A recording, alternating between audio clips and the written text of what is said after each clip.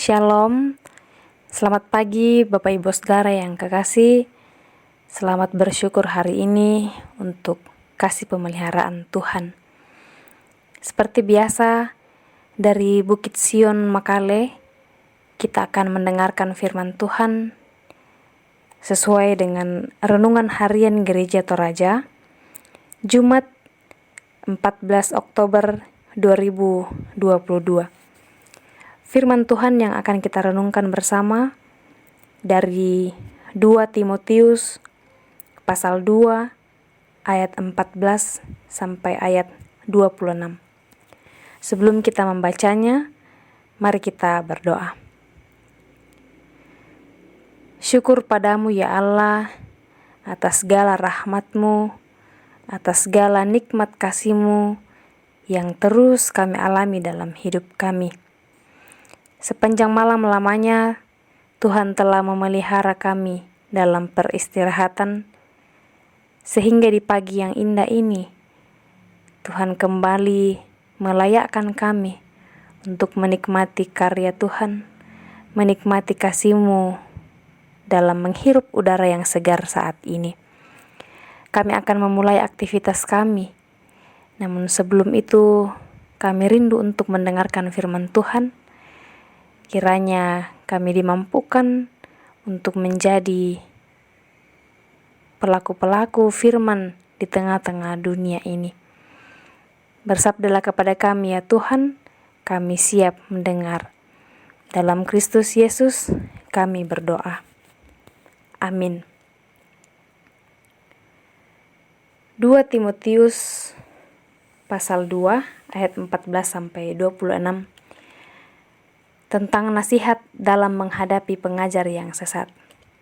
Firman Tuhan, ingatlah dan pesankanlah semuanya itu dengan sungguh-sungguh kepada mereka di hadapan Allah, agar jangan mereka bersilat kata, karena hal itu sama sekali tidak berguna, malah mengacaukan orang yang mendengarnya. Usahakanlah supaya engkau layak di hadapan Allah sebagai seorang pekerja yang tidak usah malu, yang berterus terang memberitakan perkataan kebenaran itu. Tetapi hindarilah omongan yang kosong dan yang tak suci, yang hanya menambah kefasikan. Perkataan mereka menjalar seperti penyakit kanker. Di antara mereka termasuk Himeneus dan Filetus, yang telah menyimpang dari kebenaran dengan mengajarkan bahwa kebangkitan kita telah berlangsung dan dengan demikian merusak iman sebagian orang. Tetapi dasar yang diletakkan Allah itu teguh, dan materinya ialah Tuhan mengenal siapa kepunyaannya, dan setiap orang yang menyebut nama Tuhan hendaklah meninggalkan kejahatan. Dalam rumah yang besar bukan hanya terdapat perabot dari emas dan perak, melainkan juga dari kayu dan tanah. Yang pertama dipakai untuk maksud yang mulia, dan yang terakhir untuk maksud yang kurang mulia. Jika seorang menyucikan dirinya dari hal-hal yang jahat, ia akan menjadi perabot rumah untuk maksud yang mulia. Ia dikuduskan, dipandang layak untuk dipakai tuannya, dan disediakan untuk setiap pekerjaan yang mulia. Sebab itu, jauhilah nafsu orang muda, kejarlah keadilan, kesetiaan, kasih dan damai, bersama-sama dengan mereka yang berseru kepada Tuhan dengan hati yang murni. Hindarilah soal-soal yang dicari-cari, yang bodoh dan tidak layak. Engkau tahu bahwa soal-soal itu menimbulkan pertengkaran, sedangkan seorang hamba Tuhan tidak boleh bertengkar, tetapi harus ramah terhadap semua orang.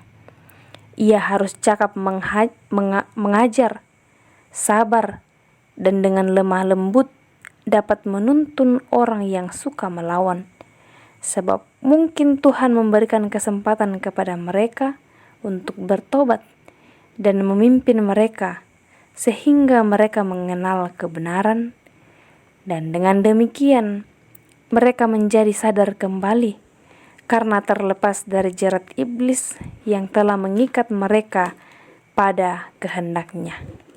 Amin firman Tuhan.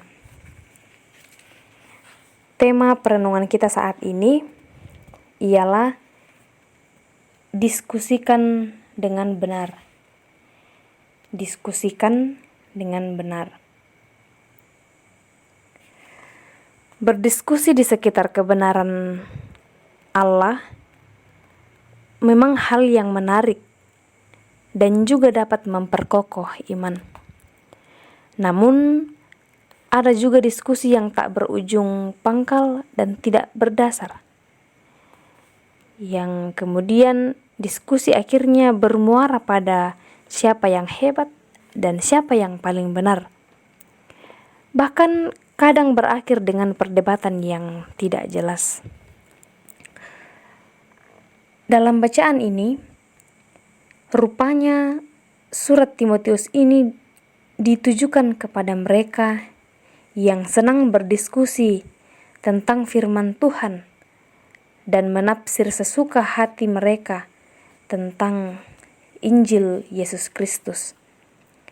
Hal inilah yang disoroti oleh Timotius, di mana diskusi-diskusi yang mereka lakukan itu tidak berdasar pada firman Tuhan, sehingga dapat membuat orang menjadi murtad. Timotius menyebut mereka sebagai pengajar-pengajar sesat, dan pengajaran mereka digambarkan seperti penyakit kanker yang sangat cepat menyebar dalam tubuh dan juga mematikan. Timotius menghadapi persoalan yang tidak mudah dalam pelayanannya. Ia berhadapan dengan para pengajar sesat yang suka bersilat lidah dan mengacaukan, suka omongan yang kosong, dan selalu hidup dalam kefasikan atau ketidakbenaran. Di sini Paulus menasihatkan Timotius agar berusaha menjadi pemberita Injil, menjadi pekerja Kristus yang pantas, sehingga para pengajar sesat itu tidak menemukan celah untuk menjatuhkan Timotius dan mencemarkan nama Tuhan. Karena itu, Timotius mengingatkan orang percaya agar tetap berjaga-jaga dan jangan khawatir, sebab Tuhan memberikan dasar yang kokoh. Bahkan Tuhan mengenal setiap hamba-Nya yang benar-benar memegang teguh kebenaran Injil. Dalam menjadi pelayan Tuhan, pemberita Injil, menjadi pekerja Kristus yang layak, di sini Paulus menasihatkan dua hal kepada Timotius. Yang pertama, bijak dalam perkataan.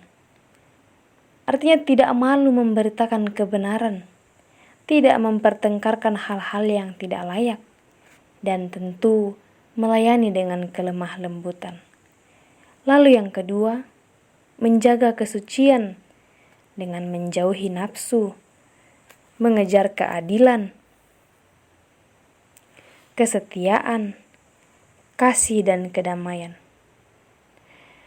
Perhatikan bahwa di tengah peliknya persoalan yang ditimbulkan oleh para pengajar sesat di Efesus, Timotius didorong untuk menghadapi mereka dengan bijaksana dan tidak dengan kekerasan.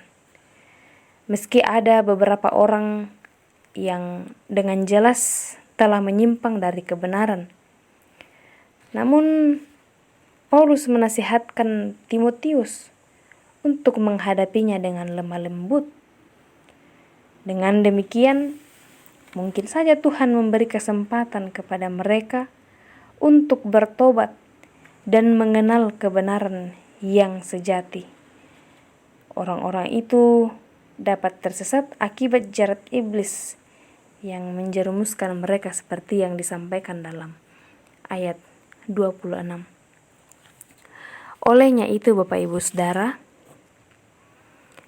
Diperlukan hikmat dari Tuhan untuk sungguh-sungguh menyatakan kebenaran firman Tuhan di tengah-tengah komunitas kita, di tengah-tengah persekutuan kita, di tengah-tengah kehidupan kita. Juga sangat penting untuk terus berpaut kepada Tuhan, menjaga diri kita dengan baik dan bijak, dengan terus berpegang teguh pada kebenaran firman Tuhan, agar kita dijauhkan dari hal-hal yang tidak berkenan bagi Tuhan, agar kita tidak melenceng dari firman Tuhan. Jadi, mari kita memohon hikmat dari Tuhan, senantiasa mendekatkan diri kepadanya, dan kita bersyukur dalam kebaktian rumah tangga di Gereja Toraja itu telah merancang model diskusi dan kesaksian. Dan metode ini diharapkan agar dalam diskusi-diskusi itu sungguh-sungguh atas dasar kebenaran firman Tuhan, tidak melenceng.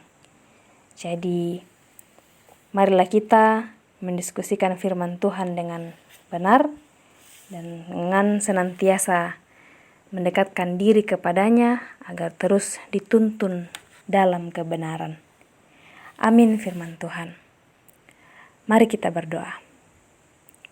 Kami bersyukur ya Tuhan, firman-Mu dapat diperdengarkan bagi kami sekalian. Kiranya betul-betul mengambil bagian dalam hidup kami masing-masing, dalam menjalani setiap hal dalam kehidupan yang masih Tuhan anugerahkan bagi kami. Karuniakanlah kami hikmat agar kebenaran senantiasa mengiring perjalanan hidup kami. Ya Bapa di sorga, berdoa untuk umat-Mu yang dalam menjalani masa lansia.